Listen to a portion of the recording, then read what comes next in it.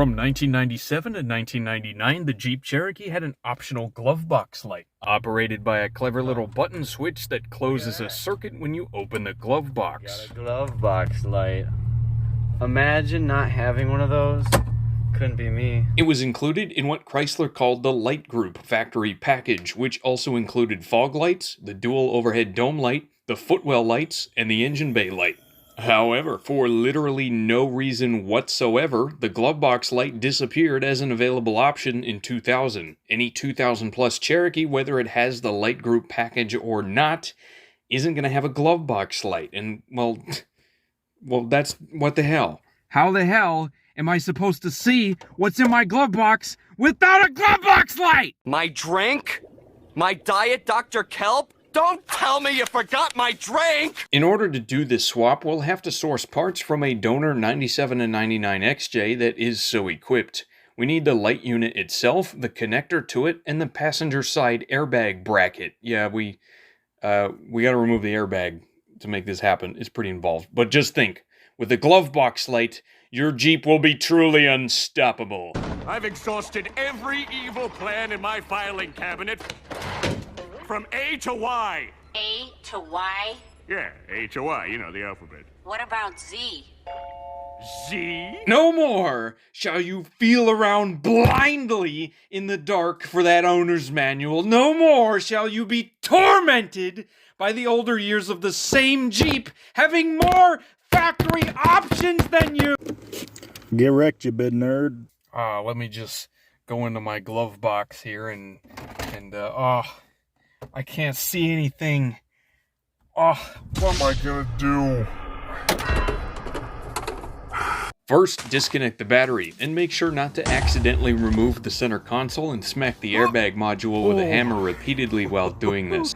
That was a close one. I know, common mistake, but then 3 screws on the bottom of the glove box hold it in. Remove those, and then simply pull on the handle, and instead of opening, the whole thing will levitate right out. You're a certified magician now. Pop out the radio trim bezel and remove these 4 screws securing the gauge cluster trim. Just pull that forward, we don't need to take it out, and then pop this trim piece up. You can get that out of here too.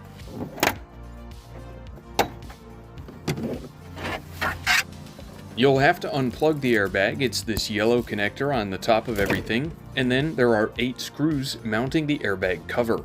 4 on top and 4 on the bottom side. Removing the cover is a pain in the ass. You have to slide it to the left to unhook these 6 metal things, and it really likes to just get caught on everything.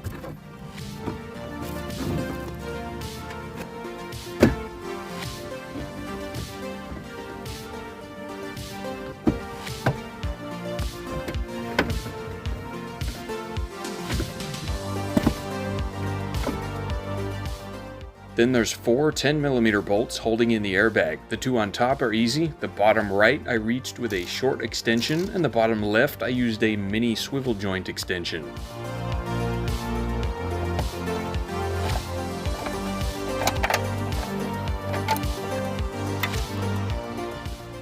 This thing's the size of a damn loaf of bread. This is the bracket we're gonna need. It's mounted by 7 screws and 2 10mm up by the firewall. So, with my dash apart, I headed to the junkyard. This is one of only 2 98s they have. It's a classic trim.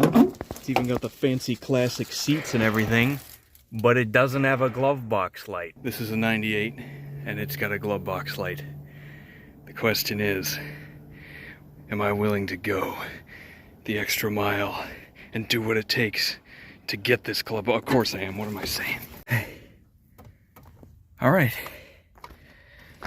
It's like my ex's room in here. Yes, we got sniper gang, and there's bullet holes in the windshield. I feel like this XJ's got some stories to tell. Remember your training. Oh, there we are, gentlemen.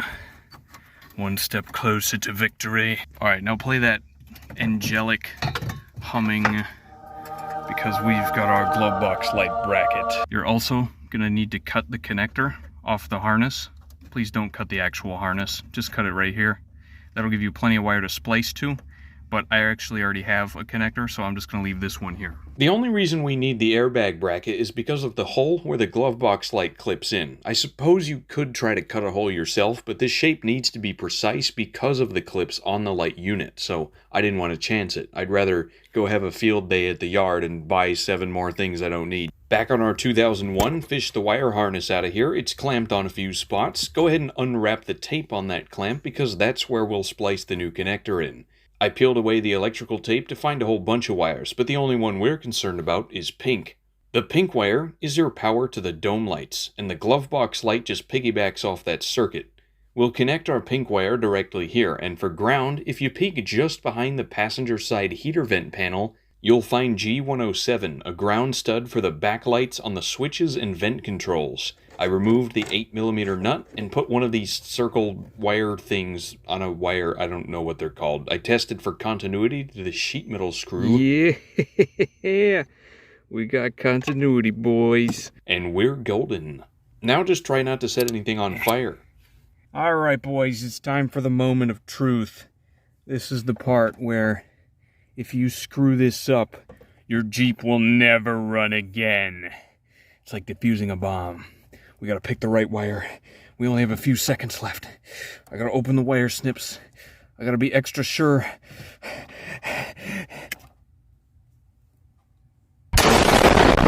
So, now we just have to put this pink wire from the glove box light connector into these pink wires.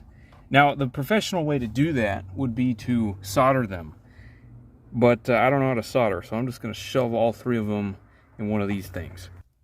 Okay, I've twisted them together, just kind of like you would if you were going to put them in a wire cap. Maybe I should have put them in a wire cap. Okay, but anyway, now I just got to put this one in here. We like barely have enough wire to do that. And then I just got to heat shrink them.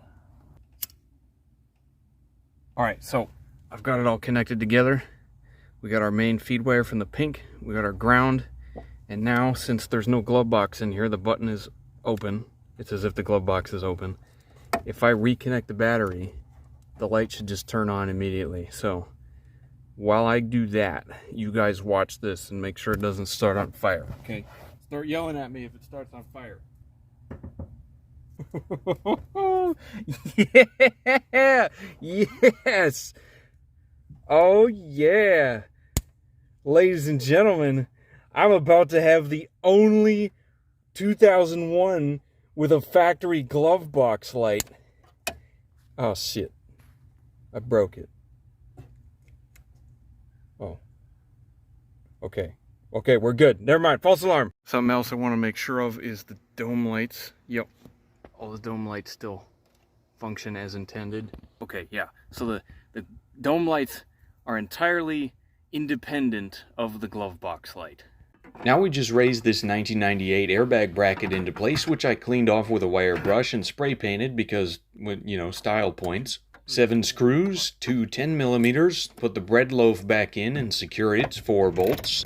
1, 2, 3, 4. And surprise, the airbag cover is just as much of a pain to get in as it was to get out. Actually, this did go pretty smoothly. Remember all 8 of its screws and make sure to plug in the bread loaf. Then this big defroster vent trim just has like 69 clips all over it, snaps in, 4 screws on the cluster trim, and pop the radio bezel back in. Gentlemen, we're almost ready. All I gotta do is snap this in here. But before I do that, I ain't gonna put this janky-ass bulb of questionable age in there. You know I went out and bought some extremely high-quality light bulbs for the glove box. Look at that. And don't forget the final touch, the glove box. And now, ladies and gentlemen, behold, perhaps the only model year 2001 Cherokee with a glove box light.